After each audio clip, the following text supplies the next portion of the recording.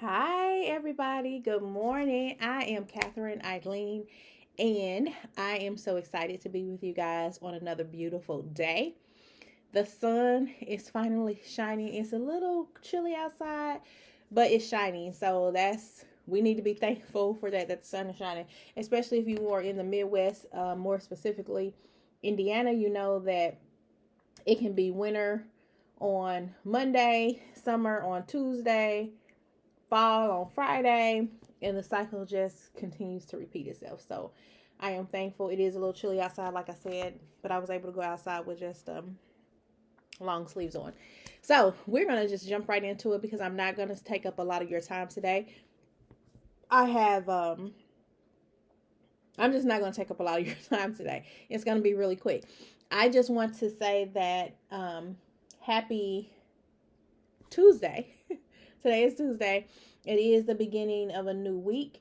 I want you all to know that because it is the beginning of a new week, I do a quote of the week every week. And so the quote for this week I just want to share with you is the beginning is always today, which basically translates to, you know what? Every day we wake up with breath in our body is a new day to do something that we want to do, something that we have been having on our hearts to do, something that we've had on our mind to do. So when we go through today, and like I told people when I posted the quote, just make a list of 5 things. 5. Make a list of 5 things you want to improve on. And when you make that list, also write down the concrete steps that you need to get those 5 things completed. Write them down. Stay focused. The word tells us to write it down, write our vision, write it down, make it plain. So we want to make sure that we do that. And again, the beginning is always today is totally a great quote. And I love it because it just basically reinforces that things happen. Some things are planned, some things are unexpected. Sometimes we make bad decisions. Sometimes we just take the long way around when whoever you speak to, pray to, spirit, your higher power, God, whomever that is for you. When they say do one thing, sometimes we're a little stubborn. We're set in our ways. We don't listen. We're disobedient. We just go all around the world to get back to where we were supposed to be in the first place. So with that being said, we can always wake up and say, you know what? I didn't do what I was supposed to do yesterday, but today is a new day. It's a new beginning. So let me do these action steps that I need to achieve these 5 things that I need to achieve. If you got more, definitely write more. If you got less, don't worry about trying to get 5. Write down a couple. Just do something. Take an action step. So write it down, make it plain, take an action step. Let's speak this thing into existence. Let's get it down. Let's get it out. Let's birth whatever is in us. So I love that quote. And I hate that I'm sorry, y'all, my eye, something in my eye. So I apologize. But I love that quote, and I hate that. Well, I don't hate that it's the quote of the week. I love that it's the quote of the week. But if I could tell you that every day, I would tell you that every day. So ding, ding, ding, light bulb just went off. I can turn that into one of the affirmations. I do the quotes of the week weekly. I do affirmations daily, except for on Mondays when I do the quote of the week. And then sometimes you might get some life hacks, relationship rules, urban reviews, all in there wrapped up. But you will always get a quote of the week and you will always get a daily affirmation. So what I can do, I'm going to turn that into an affirmation. However, I can't post it every day, but I think that's going to be the main affirmation because I love that. Yeah. So that's that for that. Next thing up, I want to tell you guys is May is Mental Health Awareness Month. And this is something that's near and dear to my heart because I struggle with depression and anxiety. Let me back up and rephrase. Rewind. I don't struggle with it. I live with it. I live with depression and anxiety. It's not a struggle because it's managed. I manage it a couple of different ways. So I'm going to tell you a story really quick. Then I'm going to tell you how I manage it. And then I'm going to give you some helpful tips. Okay? Got it? All right, so really quick, when I was probably about 22, 23 years old, I was at work. Um, I don't know what was happening to me. Something started happening. It didn't look right. It didn't feel right. It didn't sound right. And it was so bad. My supervisor at the time was like, I need you to go to urgent care right now. And I'm like, okay. And I had a state job, so I had good insurance, and we had these clinics that we could go to, right? So I packed up my things. I left work. I went to this clinic, and I'm like, these are all the things that's happening to me. I got really hot. I got really frustrated. Flustered. I started feeling all of these things. It feels weird. I don't know what's happening. Something is wrong with me. And so after talking to the doctor for probably about 10 minutes, I say, 10 or 15 minutes, she, of course, left out, and she came back, and she's like, and y'all, this is a true story. It happened exactly this way. I promise you. I remember it like it was yesterday. She came back in, and my last name was Watts at the time. And she said, Mrs. Watts. So I've talked with my colleagues, and, after talking to you and our, I don't know, whatever her session was that she did with me, her diagnoses, she said, I have determined that you have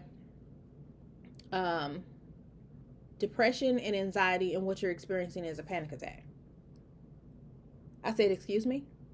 I'm sitting on the table. Sorry, y'all, my eyes are really irritated. I don't know why. I'm sitting on the table, and I'm like, what?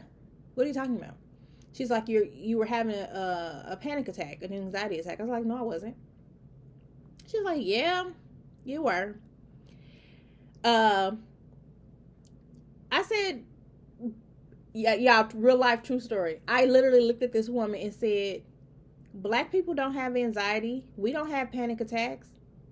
And this was a white lady, a white doctor. She was like, Mrs. Watts, you were having an anxiety attack. And I'm like, no, absolutely not. She said, I need you to, I'm going to refer you. I'm going to give you a referral. I need you to go see a psychologist, because I believe that you need to talk to somebody, and you possibly need to be medicated. And I'm like, what? I said, listen, I appreciate it. I said, but again, Black people don't have anxiety attacks. Black people don't have panic attacks. Like, that's just not something Black people have. And she was like, she laughed. She actually laughed at me, and she's like, that's a misconception. Black people can have anxiety attacks. Black people can have panic attacks. Black people can have be diagnosed with depression. And I'm just like, yeah, no, okay. So needless to say, I left her office. I did not go see the psychologist, because I went home and I told my husband what happened. My husband at the time, I told him what happened. And I'm like, this is just unreal. Black people don't have anxiety attacks. And if I'm not mistaken, my husband agreed with me. It was like, yeah, like, no, I don't know. But yeah, you're right. Yeah, you don't have anxiety. So I'm like, okay. So after that, I left, and I still had this thought in my head, like, this is insane. This cannot be real life. This is not really happening. And so I went on for a while, like a long while. Now, mind you, I was in my early 20s when this happened. I also suffer from migraines. A little unknown fact about me, people who know me know, but people who don't really don't. I don't believe in Western medicine. I don't believe in taking medication. I don't believe, I just believe it's more, I don't want to use the word poisonous, but I just feel like, when we take medicines, when doctors prescribe us medicine, it's so many side effects, and then we got to take medicine to counteract this side effect and that side effect, and the next thing you know, you're taking all this medication. I don't believe in taking medication. So the reason why I tell you I suffer from migraines as well is because I suffer from migraines. I don't believe in taking medicine. And I've suffered from migraines since I was 15 or 16. And I've always had a holistic approach to take care of my migraines. I learned meditation techniques. And like when I say migraines, people be like, oh, I got a migraine. Honey, let me tell you, unless you had a Mike Tyson migraines, you have not experienced a migraine. I'm talking about the migraines that debilitate you. I'm talking migraines that knocks you on your butt. Like when I get migraines, I cannot be in any light at all. I'm very sensitive to light, hypersensitive to noise, movement. I literally have to curl up in a ball and lay in a bed in complete and utter darkness. Complete darkness. Even the slightest sound, and for whatever reason, when my migraines are full on, again, all of my senses become heightened. I can hear a pin drop when I have a migraine. That's just how sensitive I am to noises. And so these migraine, like my migraines are like super serious. I'm in bed for, it knocks me down for a couple of days. So I learned how to meditate. I learned how to go to a different place. I learned all of these techniques to get my migraine to come down from 100 down until it was basically at 0. This is what I did from the time I was 16 until I was in my 30s. This is how I handled my migraines, and it worked. I didn't have any problems. Now, don't get me wrong, I have been to the doctor. I am clinically diagnosed with having migraines. I have been prescribed prevention medication for my migraines, as well as onset medication for my migraine. So it's a clinical diagnosis, but I refuse to take the medication. So much so, when they tried to give me medication for my migraine, they gave me a antidepressant, and they switched it a couple of times. Because I started out trying to take it because at this point my migraines were so bad. I would try anything. But I'm like, why are you prescribing me an antidepressant? I'm not depressed. Like, I got a migraine. And so I did research for the medicine that they prescribed me for about 4 months. Even though I had it for about 4 months, I researched before I took it to make sure that it will help curb or prevent my migraines and not mess with my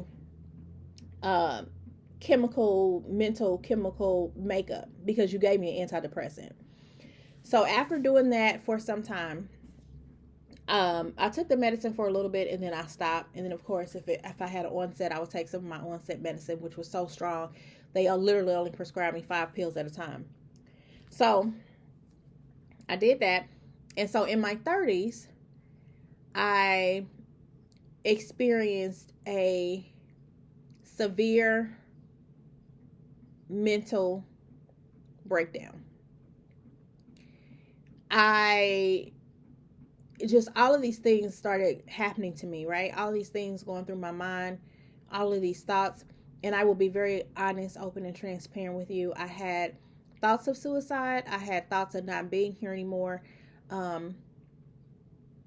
I had the thoughts. I made a plan. And the day that I was going to carry out my plan, I don't care what nobody say, but for me, I had a divine intervention, which saved me completely. And so with that, I say that to say this. All of this time, I just thought it was very impossible for Black people to have anxiety, panic attacks, depression.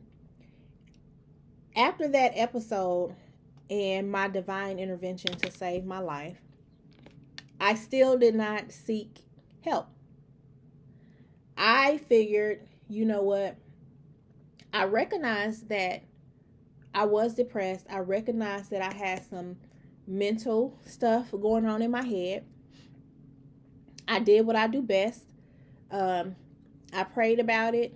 I talked about it to, that's a whole nother story for another day, because some people can be like, okay, this chick is crazy. But I did what I had to do for me. After my divine intervention, I'm like, okay, I'm totally fine. I'm good. It wasn't until, and this was probably 5, 6, 7, 8 years ago, 8 or 9 years ago, and I was fine. In 2019, a series of events happened in my life at the same time. I was married. I had my kids, my family, my mom. Things was going great. Life was good. In May, my spouse said, I don't want to be with you. I'm moving out. It was a Thursday. I'll never forget. It was a Thursday. I'm moving out on Monday. You know how we do. Like, yeah, right. Like, okay. And I went about my day. Like, okay. Like, you're pissed. You're mad. It's fine. You'll get over it. Monday came. They didn't go anywhere. So I'm like, okay, yeah, right. I knew you were I knew you were playing. They moved out on Tuesday. This was in May. They moved out on Tuesday. My mother died in July, a couple of days before her birthday. Well, let me back up. My spouse moved out in May. A week before that, or that week, I can't remember, either a week before or that week, my sister and I got the news that my mom's cancer had returned. It had returned aggressively. And we had to begin to make a plan to see what the next steps were and what treatment we were going to do. So she went to a couple of appointments. This is in May now. So now we're talking kind of at the end of May. My mother's birthday is in July. She died in July. We buried her in July. A couple of days before her birthday. Things were going crazy at my job. And I was okay, right? I said I was okay. And I never show weakness. I never let anybody see me cry. So I went back to work. All of this stuff is going on. And for those of you who know, or for those of you who don't know, I am a social servant. I've been a social servant for the last 15 to 18 years. So I work with people who has problems every day, all day. At this particular time, I was working with people that were either still incarcerated on house arrest, or just home. So I had to deal with getting them reacclimated to the community. I had to deal with them trying to help them not to reoffend. And in that process, I took on all of their problems every day. I was not properly disposing of their problems and their information, and I was carrying all of that stuff on me and with me. I had another mental breakdown. This time it was so bad with everything that had been happening, everything that had been going on. I actually called a therapist myself. I'm like, I cannot continue. I can't do this. So I called a therapist. I actually had to take some time off work. We played around, even though I hate medicine. At this point, I needed it. So we played around. I ain't gonna say we played around. She prescribed me different medications, and I'm like, nope, that ain't working because I feel crazy when I take it. I'm not taking it no more. She's like, okay, let's try this. Okay, let's try this. I mean, very helpful, very knowledgeable. We found a regimen. We got it right. I started taking medication. I stopped taking medication because after probably about 2 months, I was like, oh yeah, I'm good. I'm good. I'm back to myself. Tried to go back to work, had a breakdown again. My therapist was like, what the hell? I mean, she didn't say what the hell, but I know that what she was thinking. Like, you can't stop taking your medicine. Like, it's regulating you. You have to keep taking it. Because, of course, when you start taking it and getting your system, you're going to feel good. But then when you stop, guess what? You're going to crash. So I'm like, okay. So I started taking it again. And then we tweaked some things. We did some more stuff. And ever since, so that's why I said I live with depression and anxiety. It's managed. If you are prescribed any type of medication, I highly advise you consult your doctor, your physician, your nurse practitioner, whoever, your psychiatrist, your psychotherapist, whoever you're seeing. to consult with them before you make any decision to stop taking your medication, and you come up with a plan to wean you off and to get you off. I will tell you that I was disobedient. I did not go with the plan and the consult to get out the medication. I do not take the medication anymore. However, I'm back to my holistic ways to take care of my mental health. So, I said all that to say, because like I said, May is Mental Health Awareness Month. It's a real thing. It's definitely a real thing in the African American community, in the Black community.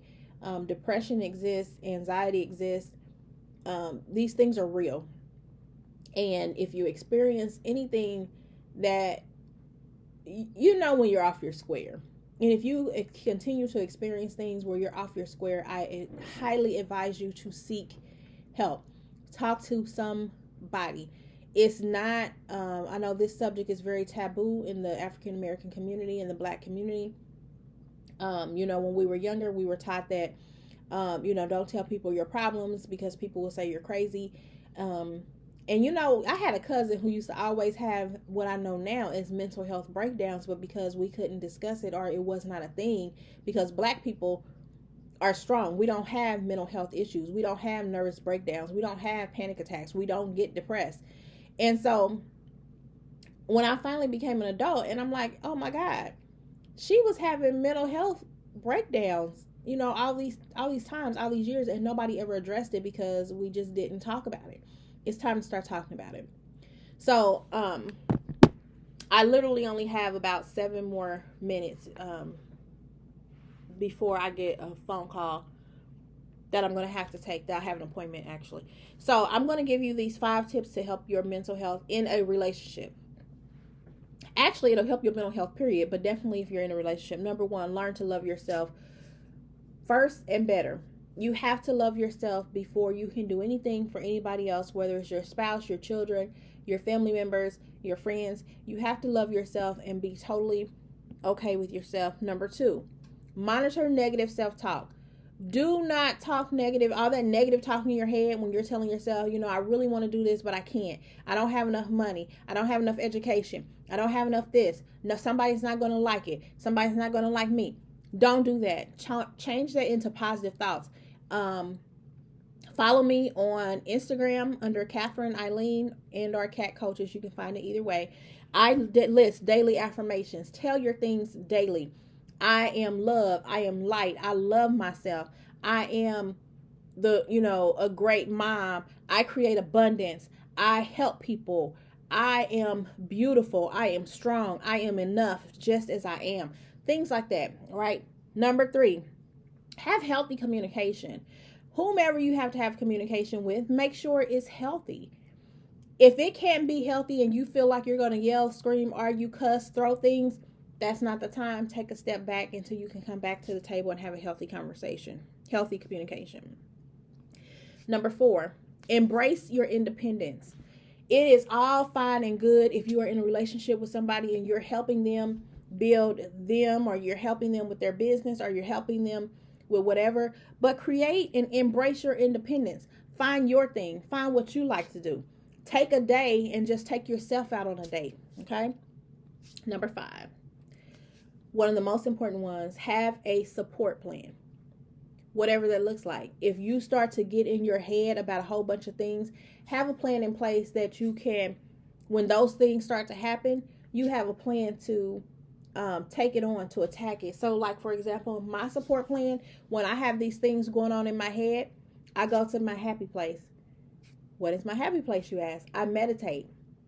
I have 2 places that I go in my happy place. And I just told my spiritual advisor last night, one of them, I go to a field of just green pastures that are never ending, and I go to the beach. For whatever reason, I'm a Capricorn. It's not a water sign, but I love water. Water calms me. Water soothes me. So I will, if I get in my head, I'll go take a super long bath, because I don't live in the beach. I live in the Midwest. So I'll go take a super long bath, a long hot shower. And then my 3rd happy place is my car. And if anybody has been following me for the last 7 years, you know, If you go back and look at some of my old stuff, all of my videos are in the car. The car is my happy place. I don't know why. I can go somewhere, come back home. I'll sit in my car for an hour or more. I've sat in my car up to 4 hours one day. What do I do when I'm in my car? I pray. I meditate. I sit in my peace. I sit in my space for whatever reason. You know, people have a war room, a prayer closet, whatever. My happy place is in my car. Don't know why. It just is. It's always been that way. My happy place is in my car. So those are the 5 tips that I have for you guys today. 5 tips to help your mental health in a relationship. I hope you enjoyed today's discussion. Again, May is Mental Health Awareness Month. I want you to take mental health serious. So for every video this month, I'll talk about something that has to do with mental health. Hopefully you gather something from it. I pray that you do. Share my video, especially if you have some friends that are struggling with some things, or if you just want to open up the conversation to start talking about mental health. Like, share, subscribe to my YouTube channel, please, and thank you. You can also follow me on Facebook at Catherine Eileen, and on Instagram at Catherine Eileen, or it's under Cat Coaches. Either one will get you there, get you to the same place. I appreciate your time, your energy, and allowing me in your space today. It means so much to me. Also, you can catch me on Tuesdays where I do Relationship Rules as a segment on the Fat Girl Chronicles that is live on all podcast platforms. We stream it live through the Fat Girl Chronicles page, the Fat Girl Chronicles podcast Facebook page, our group. And this week I will be a guest on Conquering Relationships tomorrow on Wednesday, the 12th. At 7:30 Eastern Standard Time. That will be streamed live on Facebook and YouTube on the page of Conquering Relationships, i.e. by way of Brandy Yates. I will stream it live on my Facebook page as well. Other than that, the website is coming along. Please stay tuned for that. It's simple, CatherineEileen.com. The email will be there. It'll be info@CatherineEileen.com. Until that website is up, you can always reach me at catcoaches@gmail.com if you have any questions, comments, concerns. If you want to ask a question anonymously, you can just send it there. You will be kept anonymous. I will answer your question back. Especially if you don't want me to talk about it. It'll just be a private conversation. I will list my services on my Facebook page and Instagram, but just so you know, I do offer one-on-one coaching, group coaching, hosting, facilitating workshops, all things of that nature. So I'll get that posted. And other than that, I don't have anything else for you guys today. Again, I appreciate your time. May is Mental Health Awareness Month, so please do some mind checks, you guys. Make sure that you are taking care of yourself, eating well-balanced meals, doing whatever you have to do for your mental health. If you need any mental health help or assistance, I will find a way to list some resources. But in the meantime, you can also, again, reach out to me and I can get you resources to help with your mental health. But other than that, I appreciate you all. Blessings. I love you.